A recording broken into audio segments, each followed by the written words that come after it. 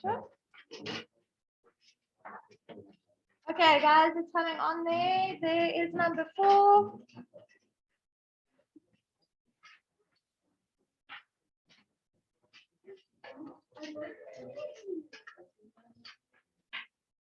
Okay, guys, like we said yesterday, as soon as you have a trig ratio and an angle, it doesn't matter how complicated that angle is, but if it's a trig ratio and an angle equal to a number, you go on to get your reference angle straight away. We can see here that it's equal to -1/2, so we need to work in the quadrants where sign is negative, so that will be 3 and 4.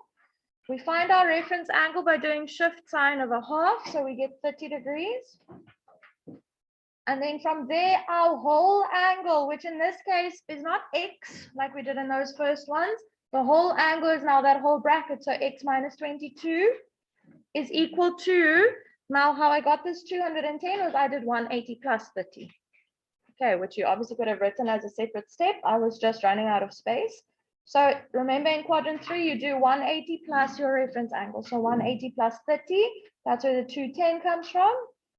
And then from there, how do you get rid of a minus 22? When you move it to the other side, it becomes a plus 22. So you're going to say 210 plus 22 degrees.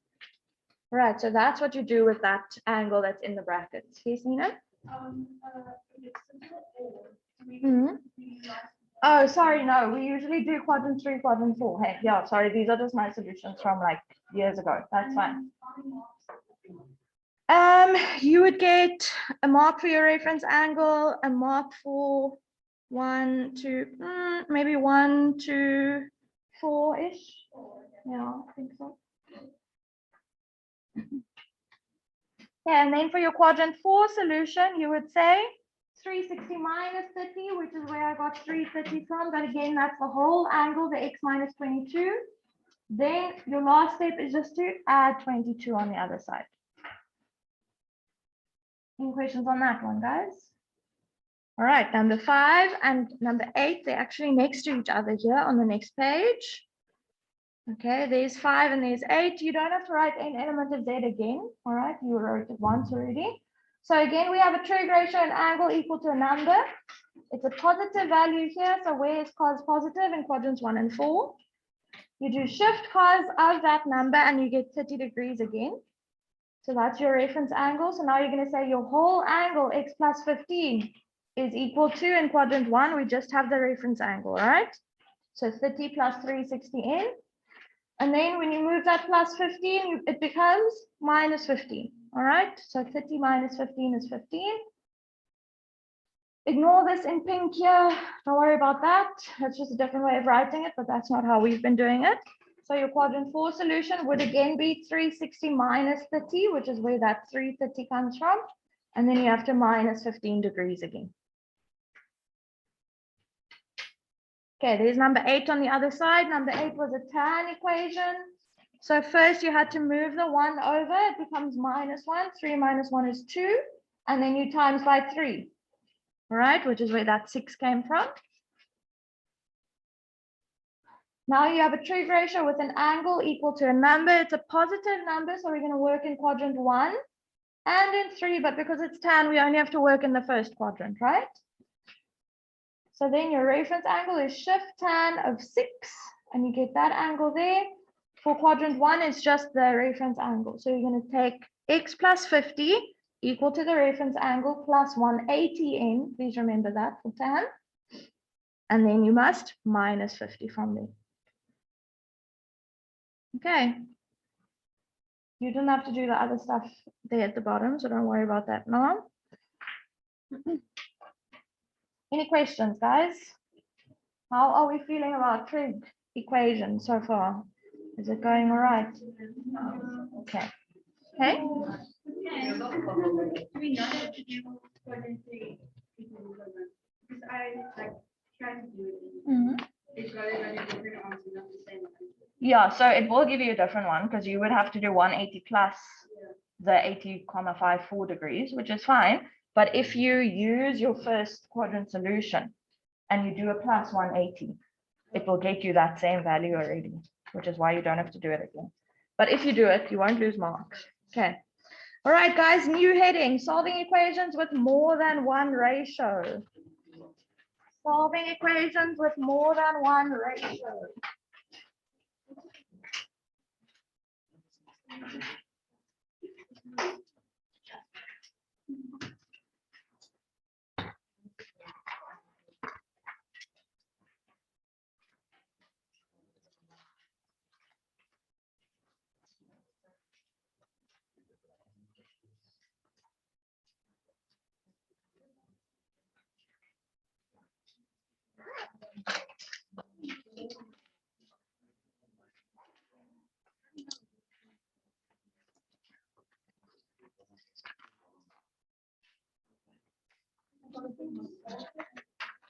Solving equations with more than one ratio. Sorry, I'm also getting there. I'm going to be there now. Solving equations with more than one ratio.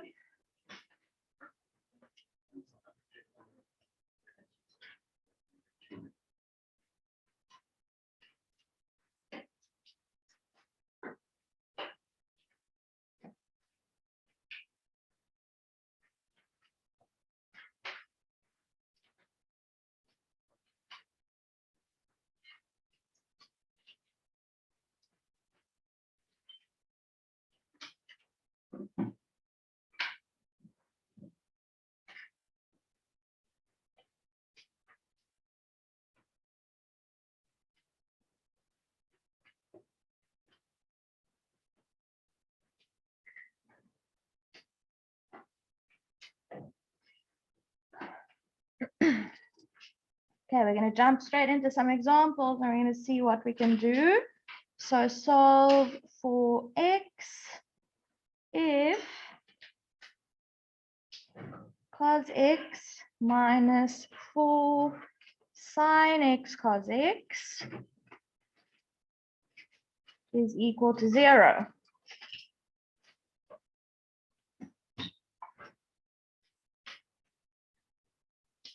You guys see what I mean by more than one ratio, right? We have a sine and a cos now in this equation.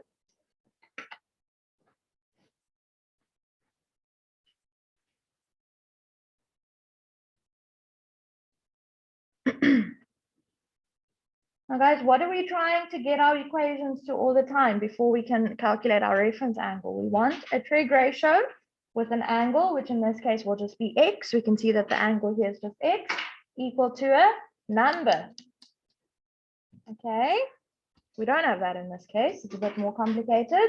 Can I simplify what's on the left there, possibly? What do we notice about that cos x? Now, it's a common factor. Do we notice that? There is actually a cos x in both of the terms that I have here. So let's take that out as a common factor. And do we notice that it's equal to 0? Do you guys remember if you have something multiplied by another thing equal to 0, you can split it up. The first factor equal to 0, and then the second factor equal to 0. Okay, so that's what we're going to do here. We're going to take cos x out as a common factor. Remember, when we do that, we divide by cos x. So what is cos x divided by cos x? 1. Minus 4 sine x, right? If I divide that whole term by cos x, the cos x is going to go away. I'm going to be left with 1 minus 4 sine x. And that is equal to 0.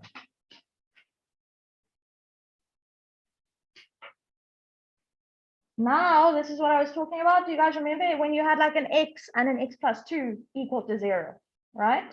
If you had this situation, x plus 2 equals 0, you would say that x is 0 or x is negative 2, right? We've all done that. We did that at the beginning of the year. We revised that. We have a similar situation here. We have a product equal to 0. So we're going to say that cos x must be equal to 0, the first factor of that product, or the second factor of the product must be equal to 0. Because if you multiply anything by 0, the answer is 0. Okay, so either the first factor or the second factor will be 0.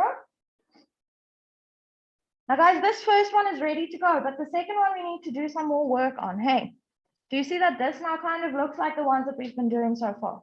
We need to move the 1 over and then the -4. Okay, so we're going to have -4 sine x here. I'm going to move that 1 over. Do we agree that this is a positive 1 on the left? So when I move it, I'm going to have to subtract 1.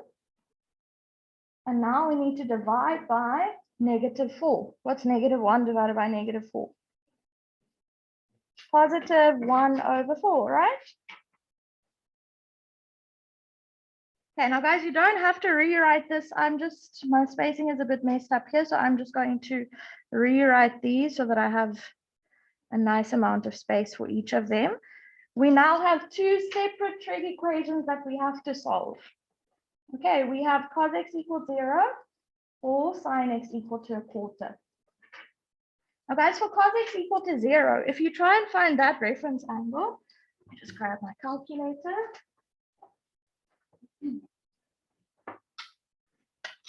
Firstly, is 0 positive or negative? It's not really either, hey? So that is something that we're going to have to talk about. But if you do shift cos of 0, you get 90. Now let's quickly think. Do we remember what the graph of y equals cos x looks like?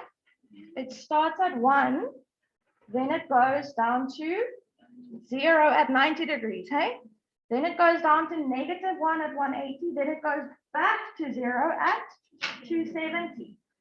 So for these ones, when it's 0, because it's 0 isn't positive or negative, we can't really identify which quadrants we need to work in here.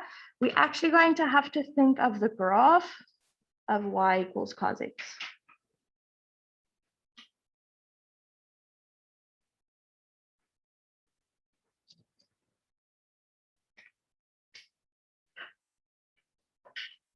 Now, I know we haven't done those graphs in a long time, but I remember when we did them, you guys seemed kind of okay with them.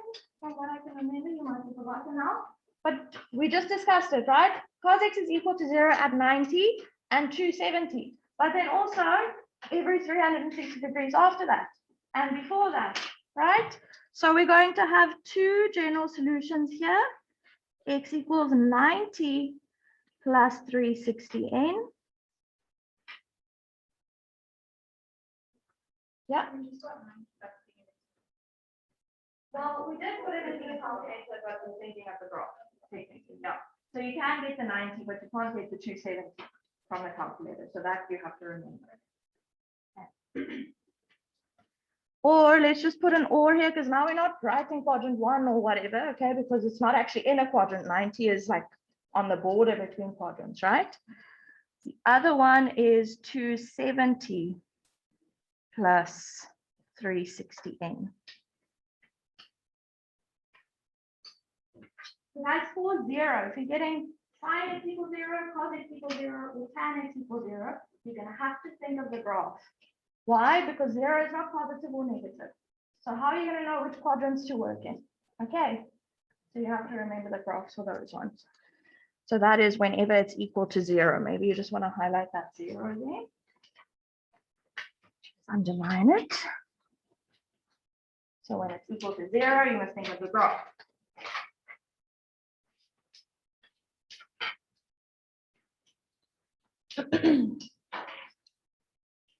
Okay, the next one, sine x equal to 1/4. That's a normal one, right? We can do that in the normal method or using the normal method. It's positive 1/4. Sine is positive in quadrants 1 and 2. We're going to find our reference angle by saying shift sine of 1/4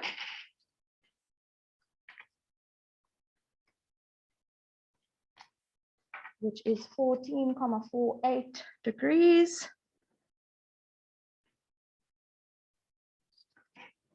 Now we can do our normal quadrant 1 and quadrant 2 notation, because in the first quadrant, and now our angle is just an x. Okay, it's not a 2x or a funny angle or bracket or anything, it's just x.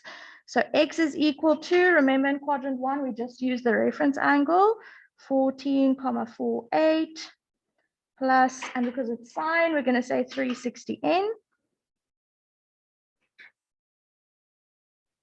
But in quadrant 2, x is going to be 180 minus our reference angle,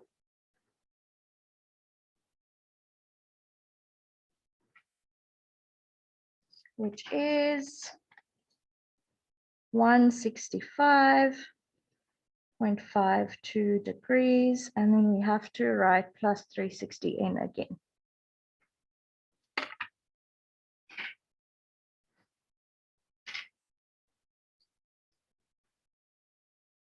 Okay, so a bit more complicated in the sense that you first have to factorize so that you can separate it out into two trig equations, one with a cos and one with a sine.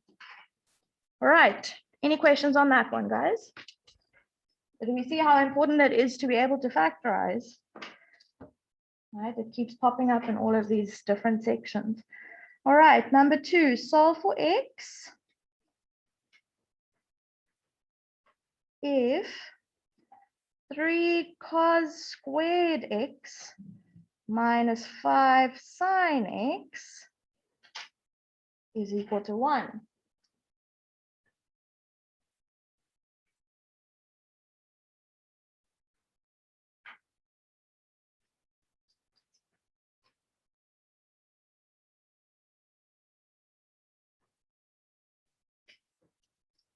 Okay, again, we see that we have two ratios, right? We have cos and we have sine.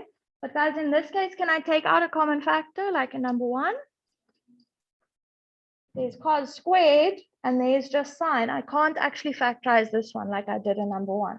All right, in number 1, we had a cos in both of those terms. In this case, we have a cos in the one term and a sine in the other term. So what do you think we can do? Hey, Mia? Yes, good. Cos squared x is the same as 1 minus sine squared x. Right? So we need to be able to use those identities in these types of questions as well. Okay, so we're going to do that. 3, now not times cos squared x, but multiplied by 1 minus sine squared x minus 5 sine x is equal to 1.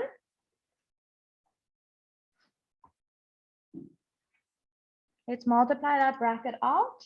Okay, 3 times 1 is 3.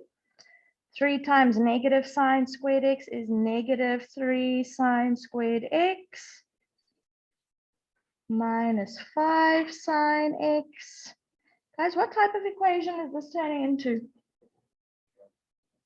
It's going to become a trinomial. Hey, it's a quadratic equation. Do we see that? Because we have a sine squared x, we have an x, and then we have some constant terms as well. So we're going to have to be able to factorize a trinomial in this type of situation.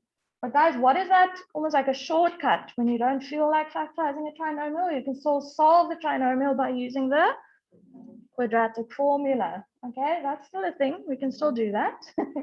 All right, let's quickly get this in the correct order. We want the sine squared x first. So negative 3 sine squared x. We can obviously change the signs just now because it's not ideal to work with a negative, but it's also not the end of the world. If we're going to work with the quadratic formula, we can. We have 1 sine x term here, so minus 5 sine x. And the constant term, we have a 3, and then this 1 on the other side. Guys, remember when you have a quadratic equation, you must get everything equal to 0. So we definitely have to move that 1 over. It's going to become a minus 1. So we have 3 minus 1, so that is plus 2, correct, equal to 0. Let's just divide through by a negative. Okay, it's not really, it's not great to have a minus there in front. It's fine if you want to leave it like that, but we usually try and have that first term be positive, right? So all of the signs just change. When we do that, we're dividing through by negative 1 essentially. Now guys, this isn't an easy trinomial to solve because we have a 3 in front of our squared term. All right, so this is almost like you are solving 3x squared plus 5x minus 2 equals 0. Right, do we agree with that? I've just substituted sine x with x. Okay, but the coefficient is the same, that coefficient is the same, and that coefficient is the same. I don't think you guys enjoyed factorizing these types of trinomials. I think for these ones, if the number in front of the x squared, or the sine x squared in this case, was not 1, we rather use the quadratic formula. Okay. Now, guys, when we want to use the quadratic formula, if we wanted to use it here, we would say x is equal to, and then we would sub everything in. What is my variable here? Sine x. That's very important. If you want to use the quadratic formula, over here, we're going to have to say sine x is equal to, and then sub in all our values. All right, so sine x. Do we remember the quadratic formula, guys? Let's just write it out. We haven't used it in a while. Minus b square root b squared minus 4ac over 2a, yes.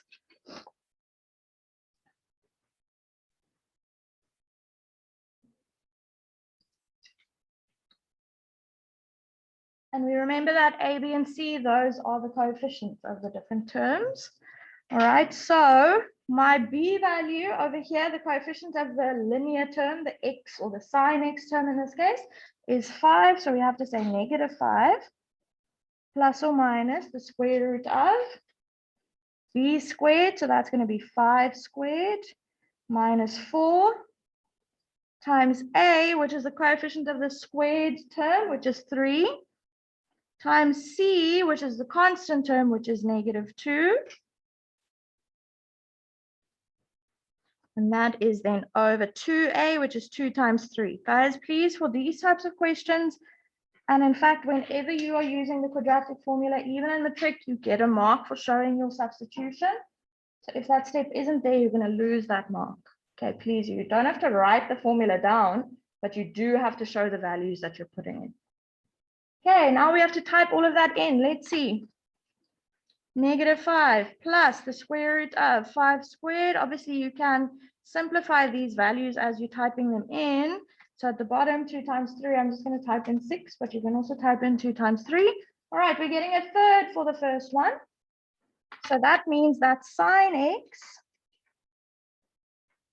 is equal to a third. Is that a trig equation that we can solve easily?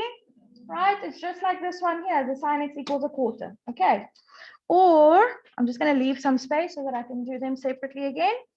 Now we have to go with our arrow. We change that plus to a minus. Negative 2.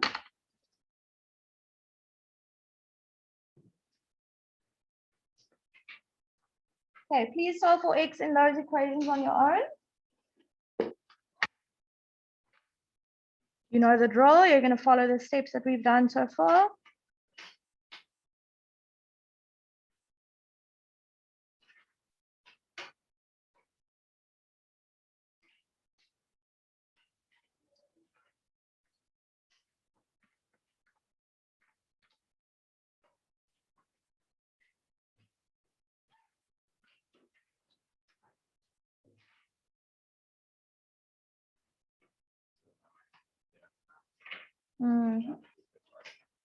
Yes, you can, yeah.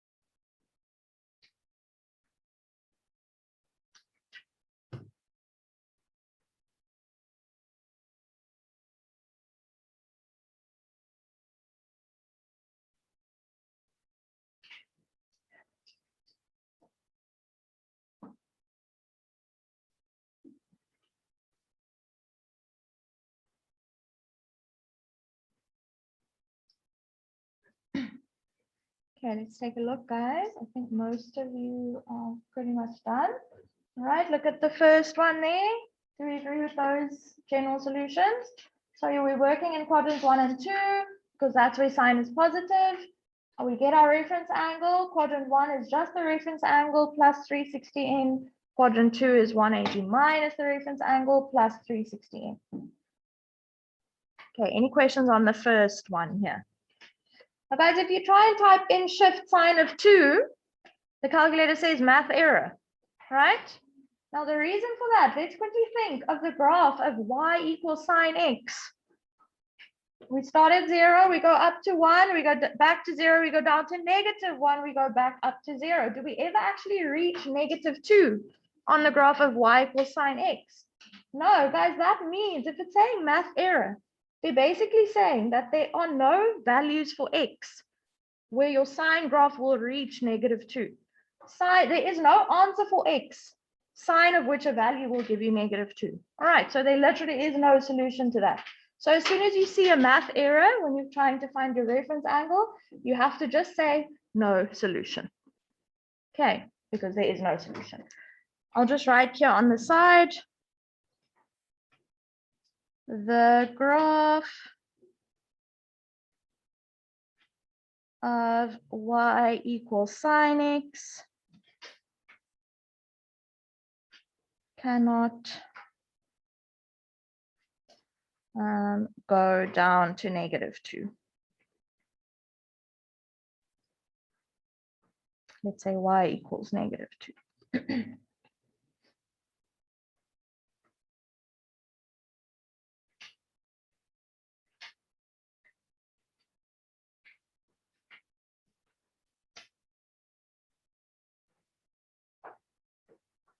Okay, any questions on that one, guys? We're just going to do one last example, which is a bit of a funny one. I want to show you guys a trick. All right, so example 3.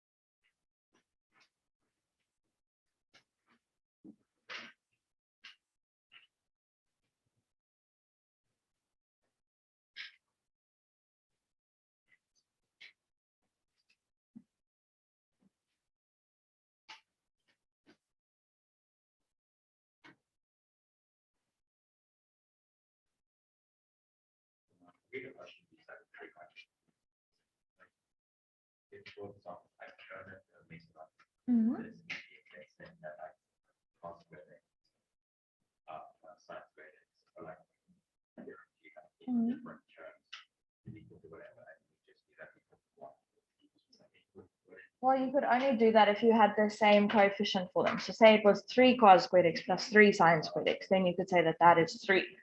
Okay, so yes, you could do that. But if they had different coefficients, you wouldn't be able to. Now, guys, in the previous example, yes, sorry.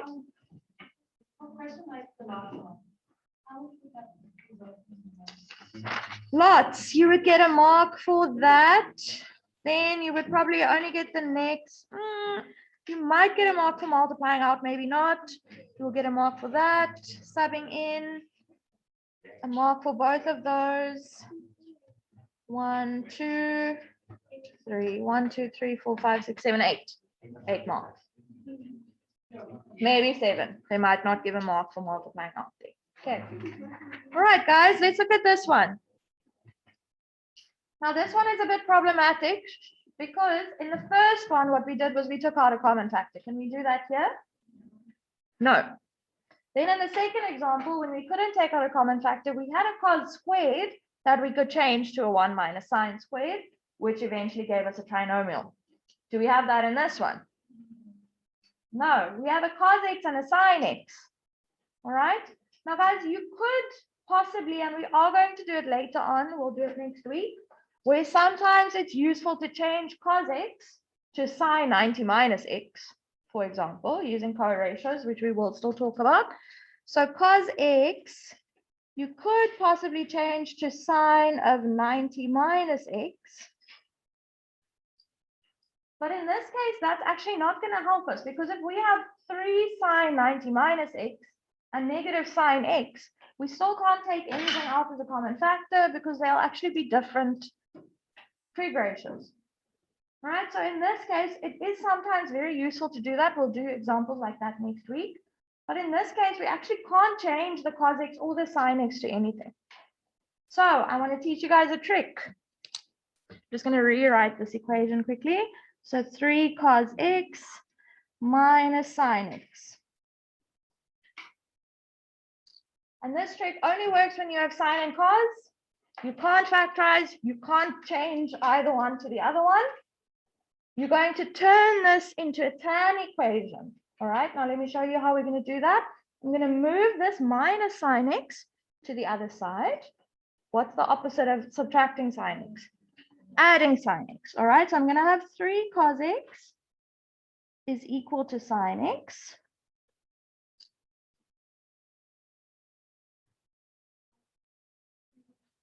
And now what do I have here? I have 3 multiplied by cos x. So what's the opposite of multiplying by cos x? Dividing by cos x. All right, so now I'm going to move the cos x to the other side. I'm going to divide by cos x. I'll be left with 3. And on this side, I'm going to have sin x over cos x, which is what? Tan x. So therefore, this now actually becomes tan x equal to 3.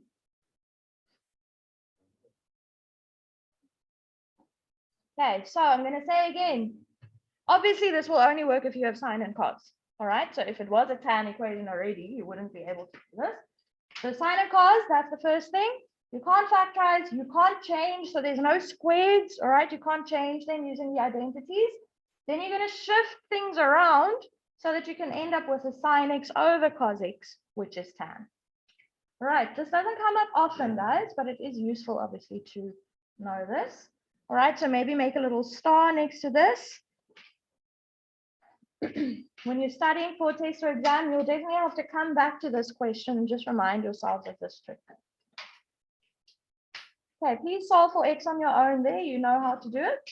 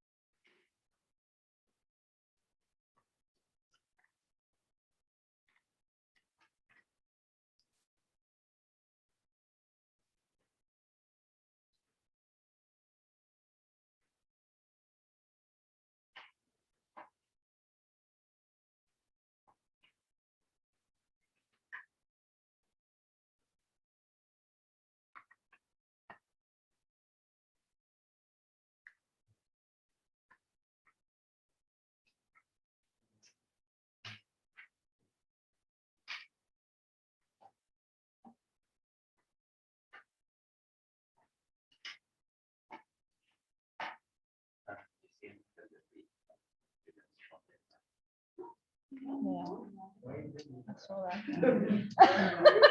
Yes, why? Don't get ideas now, please. Yeah, shame, it's terrible.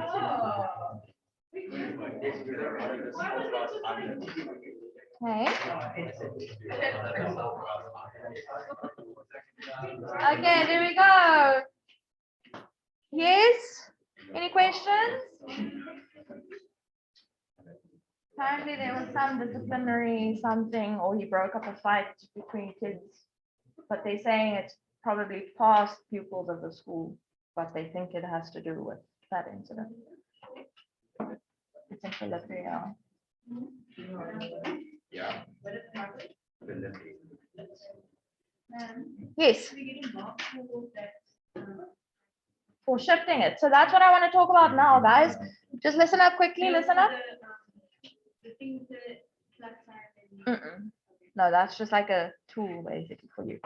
Now guys, often you can recognize this type of equation by the mark allocation, all right? Because if we looked at the previous ones, the marks would be quite a lot, 6, 7, possibly 8 marks. This one will probably be like a 4-mark question, all right? So that could be a thing that you could just look out for. Because obviously it is a bit more complicated than the basic ones that we started out with, in the sense that there are more than one ratio here. We have two. All right, we have a cos x and a sin x. But if it's only 4 marks, you need to think, okay, maybe there's something like simple about this. All right, a trick that I can do, because normally the mark allocation should tell you like how much work you need to put into it. So I am guessing that you will get a mark for moving it, and then a mark for dividing to get to your tan x, and then a mark for, yeah, I don't know, 1 mark for the answer, possibly 2. All right, so this might even be a 3-mark question. Okay, so guys, if you see 3 marks for a trig equation with 2 ratios, then you need to think, yes, then you need to think there's probably something, there's a trick that you can use for that. Okay, any questions, guys? Yes. All right. Exercise 18. Exercise 18. That's the first time in my entire time of teaching grade 11 that that's ever happened. Thank you. So 3, 6, 10, and 12.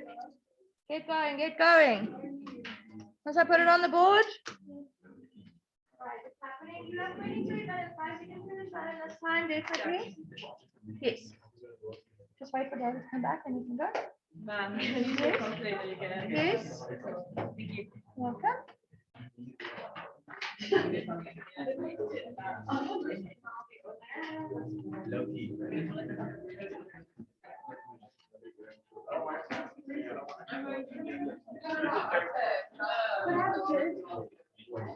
There we go. Yes. 3, 6, 10, and 12. 10 and 12 aren't on this page. 3, 6, 10, and 12.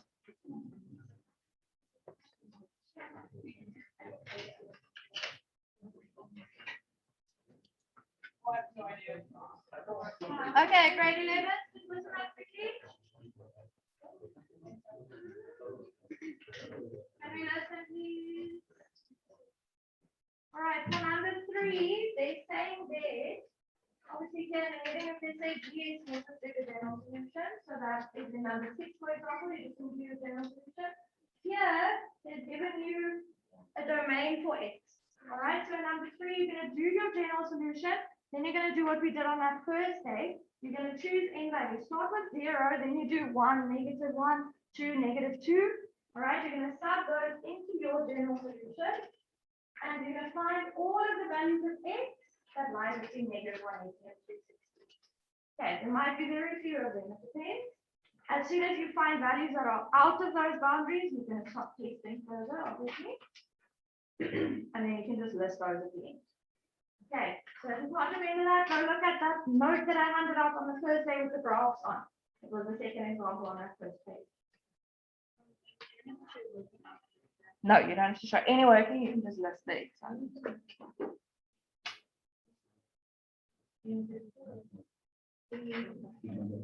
This minus should go with the 180. Yeah, so it's this planning equals 2, and then they should actually